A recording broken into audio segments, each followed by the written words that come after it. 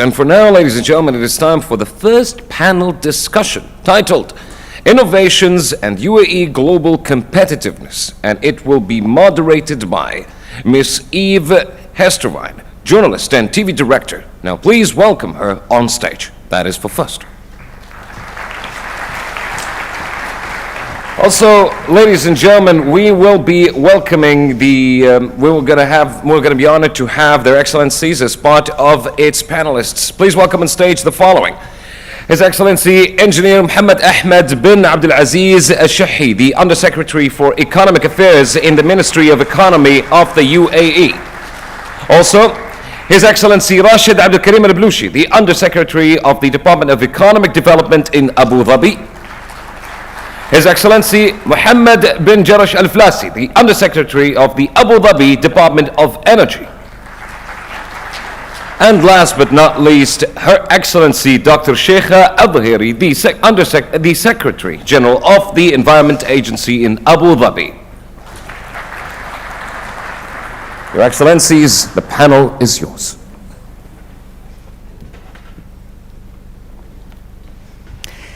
Good morning, ladies and gentlemen, and welcome to the Technology Innovation Pioneers Summit 2020. While the panel are getting ready, let's have a little introduction to what we're going to be talking about. I'm Eve Hester-Wyne, and I'll be your moderator for this session, where we're looking at innovations and UAE global competitiveness. So, what's the bigger picture here? At this summit, we're gathering for a global mission to protect the planet through the use of technology. The idea is to curate strategic conversations and different perspectives, combining them into an innovation ecosystem. In particular, we want to hear about initiatives that have yielded impactful outcomes. As we start this panel discussion, I'd like to thank again the UAE Ministry of Economy and the Department of Economic Development, Abu Dhabi, for hosting us today. Now, the UAE made significant advances in competitiveness globally and regionally last year. It improved its business-friendly environment, served as a springboard for innovation, and encouraged more startups. Going forward, the UAE leadership is determined to scale new heights by boosting all sectors through technology, innovation, and supporting more pioneers.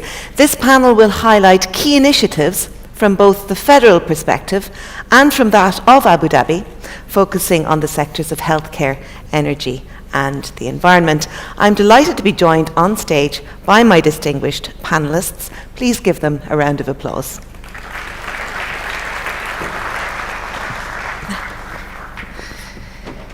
I'm very much looking forward to hearing all of your opinions this morning. We've heard some of you make your opening remarks, and we'll be following up on this. Now, my first question is to His Excellency Engineer Mohammed Ahmed bin Abdul Aziz Al-Shahi of the Ministry of Economy. Your Excellency, on the federal level, there are many initiatives that support innovation. Can you enlighten us on the ecosystem and its way forward? Very good morning for everybody, Excellencies, ladies and gentlemen. Very happy to be here. Ever since the introductions and the launching of the UAE Vision 2021, where one of the key enabler was to transform the UAE from the conventional economy to a very much knowledge-based economy driven by innovation. There were a set of national agendas put to different ministries and authorities within the UAE to drive that initiative, to drive that vision. And the Ministry of Economy was given the task of working with our partners. And under the leadership of His Excellency Engineer Sultan Al-Mansouri, we worked together to achieve many of the national agendas and to achieving a lot of this KPI. One of the most important things is to continue to diversify the economy and make it less dependent on oil. And to do that, you need to invest so much into innovations. And one of the national agenda is that, for example, as an indicator, is the Global Innovation Index, which is also responsibility of the UAE, the Ministry of Economy. To do that, we have to put together with the government a set of strategies. One of the key strategies was, one, the innovation and advanced innovation strategies, where they put a set of sectors that we need to focus on in order to achieve the Vision 2021. The UAE Artificial Intelligence Strategy and the establishment of the UAE Ministry for Artificial Intelligence, UAE Fourth Industrial Revolution Strategy, and the establishment of the Council for the Fourth Industrial Revolutions, which is led by Her Excellency Sarah Al-Amiri. In addition to that, there are many different vision and strategies that put together to drive UAE vision toward 2021 and the starting of the centennial 2071. Excellent. Now, moving along to His Excellency Rashid Abdul Karim Al Balushi, we heard you speak earlier. Following up on that, innovation in Abu Dhabi is becoming a natural factor in the development process. When it comes to economic development, now, how can we measure the success in creating these impacts? Very good question. Good morning again. How do we measure the success of this event, the success of the innovations? The direct and the tangible measurement is the number of the applicants. We just said like there are 4,000 has already been applied for this program.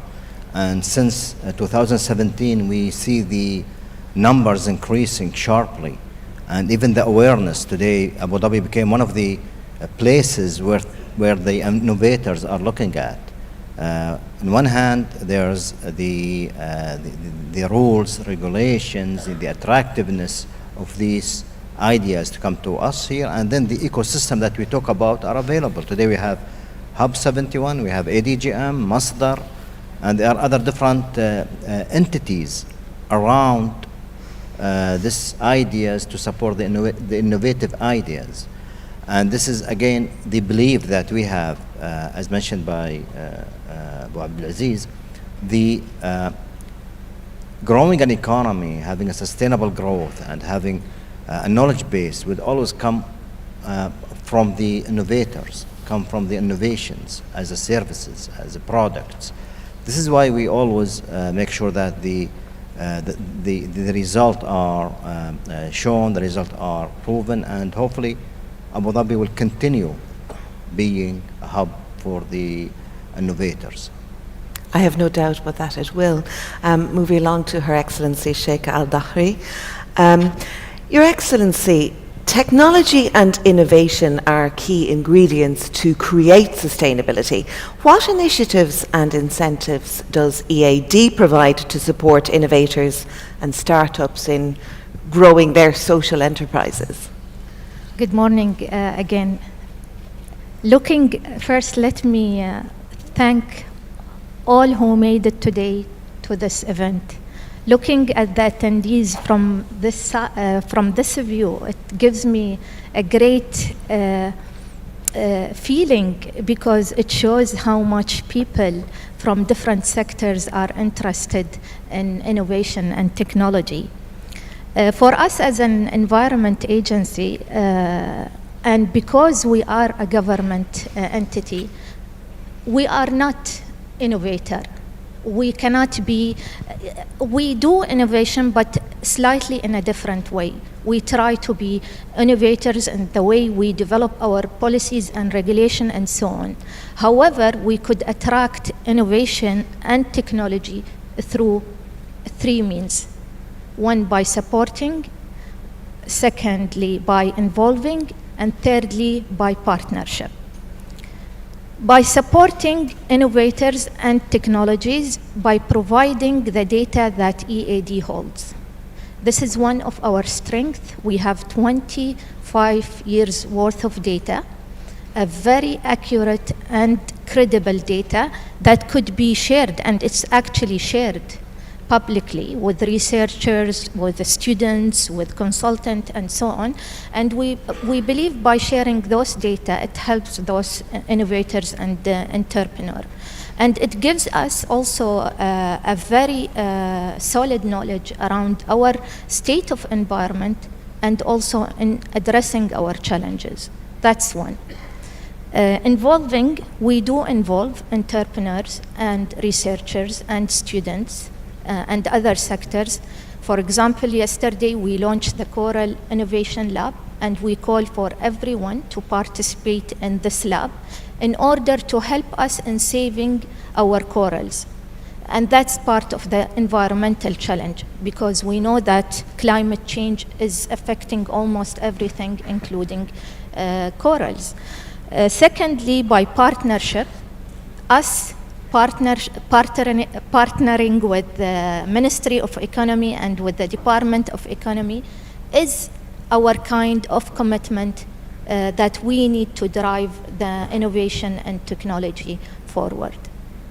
Excellently put, and a very good point that, you know, there are, as part of a body like yours, you need creative strategies to engage with innovators. Moving to His Excellency Engineer Mohammed Juma bin Jarsh Al Falasi, can you give us an overview of your sector, the energy sector in Abu Dhabi, and the objectives of Towards a New Energy Era, which, as we know, was announced during the World Future Energy Summit 2020? First, I'd like to thank everyone. I am so glad to be here. I think we all are. It's a lovely gathering. Thank you. And well, ever since we exported the first barrel in 1962, we were focused on fueling the development of the economy aggressively, to the extent that it is a energy-intensive economy transformation. Now we reached a point where there is a huge paradigm shift, technology development, innovations around the energy sector is massive. Disruptive technologies are emerging, so we had to stop and re-evaluate the position. It started long back, however.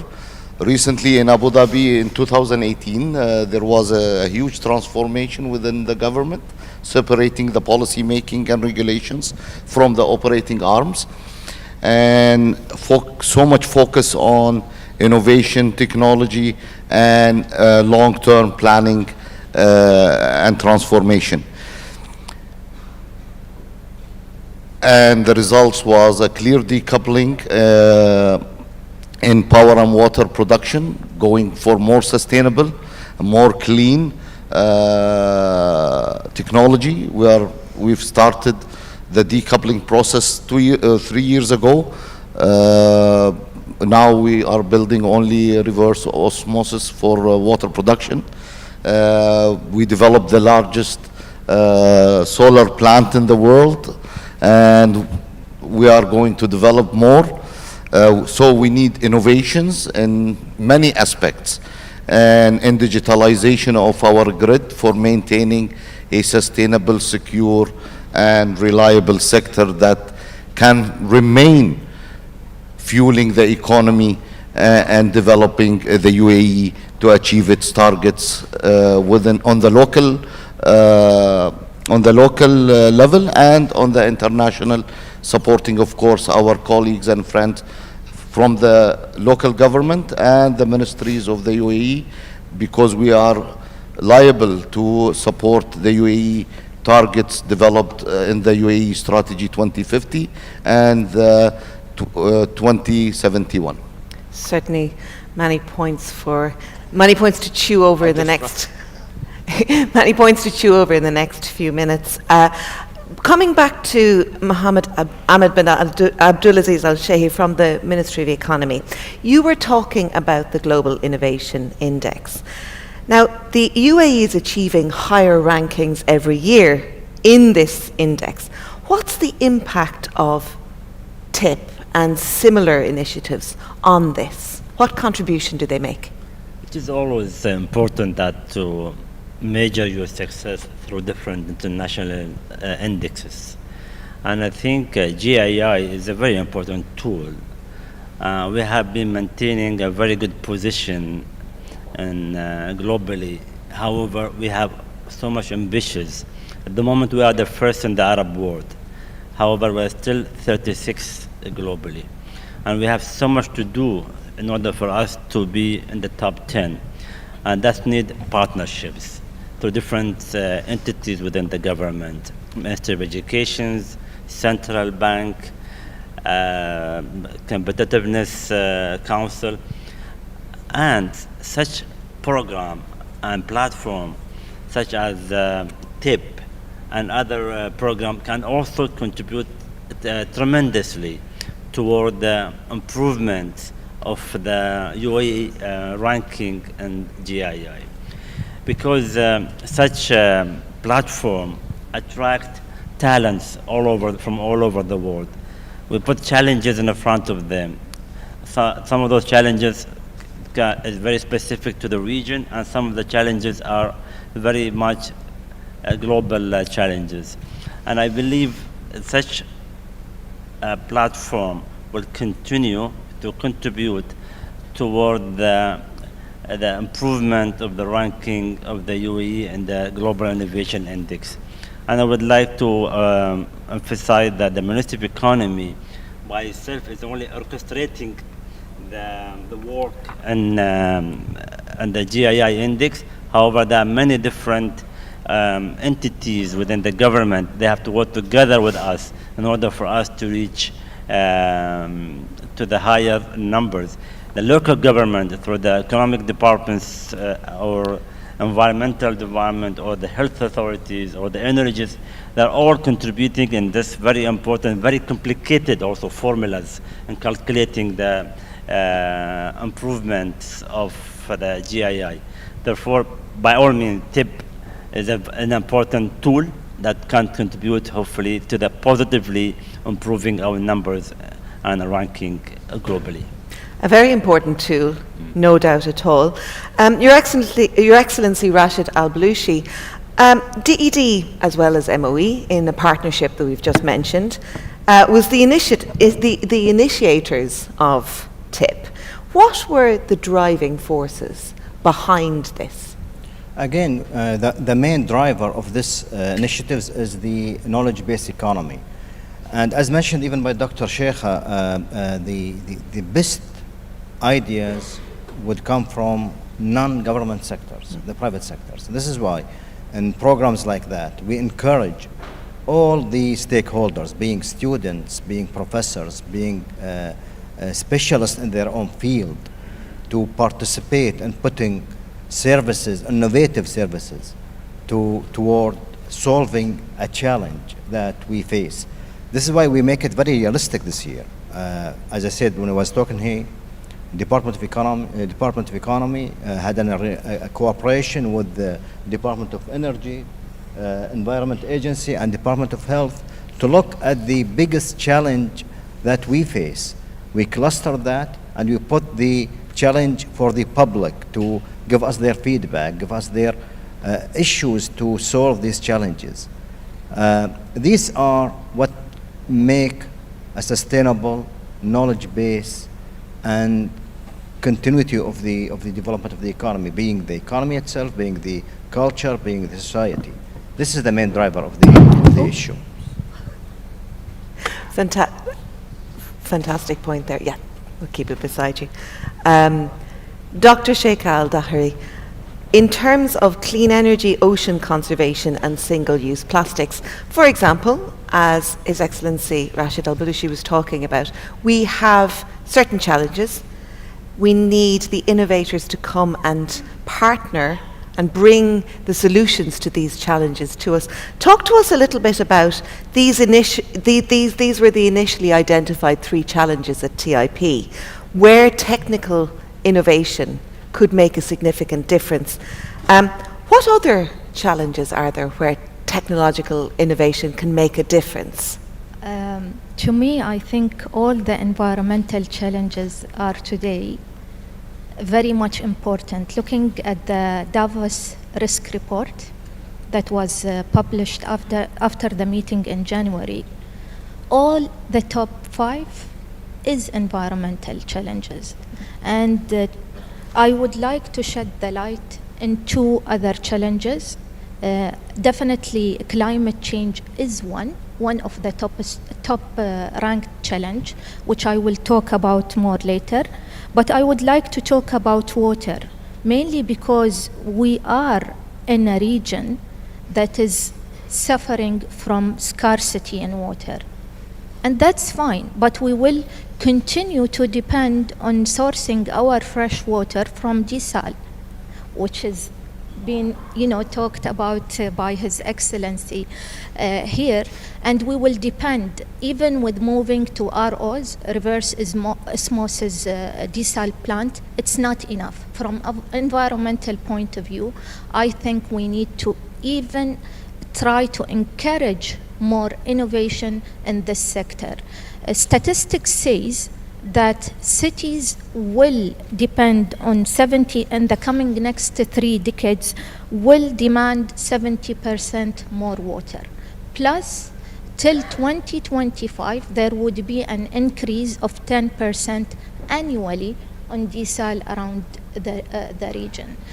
With that means to me, coming from the environment sector, more pressure on my marine environment, more discharge of brine water, more discharge of hot water, which means probably loss of really important species to UAE and to the region, and coral reef, which sustain definitely other species and fisheries. So there is a cry for innovation in this field.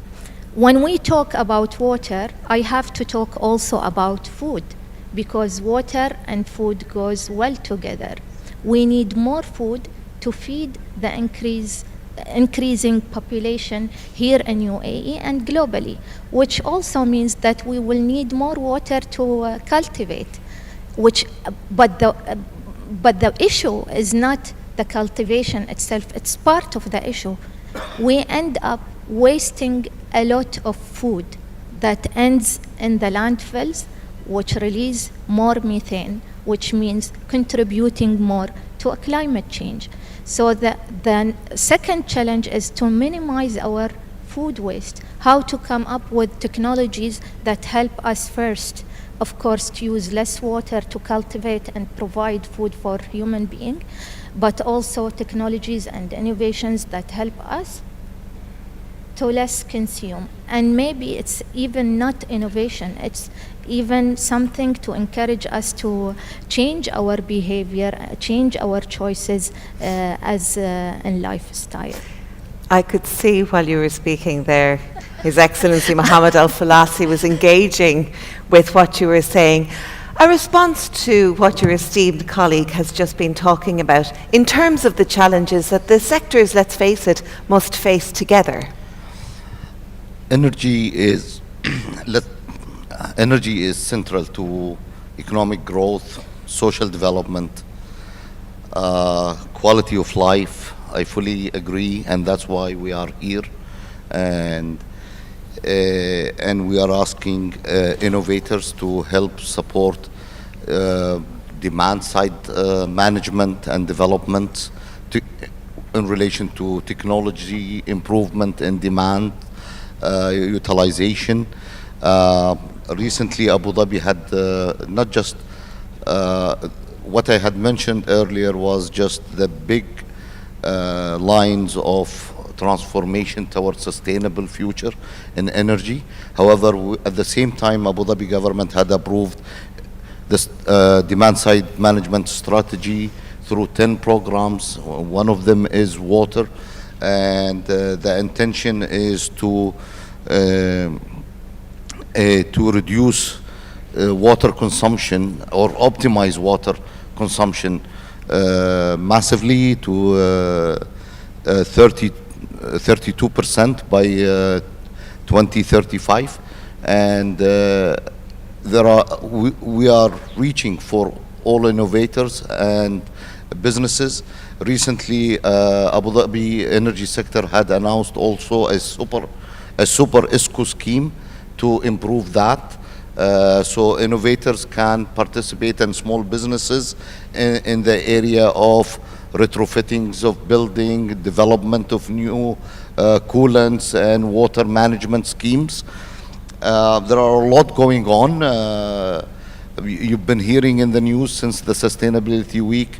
So we are working hand in hand with the Environment Agency also in developing and reviewing plans for 2050 in terms what is going on around the world and what are the technologies that are fast evolving and might be disruptive that will help us improve also the quality of life. And I would admit, and I gave example earlier where we retrofitted, for example, quite big number actually of households, and one of the ladies was so happy, and I'd love to share this with everyone. And we thought that because the bill was decreased, money saving, but she said no, thank you, and she was so happy. I used to take my kids to the hospital every a month or two because of the air conditioning environment. However, today, no, I'm not taking them at all. So it's not just money saving, it's improvement of quality of life and health. And that is all very encouraging to hear. We have run out of time. So just to summarize in terms of what we've learned from this illustrious panel this morning, the UAE continues to move up on the Global Innovation Index, as we've heard. There's still quite a lot to be done. As we heard, innovations like TIP, and especially TIP, really do help in terms of putting the government bodies and the big agencies in touch with the entrepreneurs and innovators that are going to provide the creative solutions that we are going to need going forward to work hand in hand, as has been said, to improve the quality of life for all. Would you please give a big round of applause to our panel who shared their insights with us this morning. Thank you very much.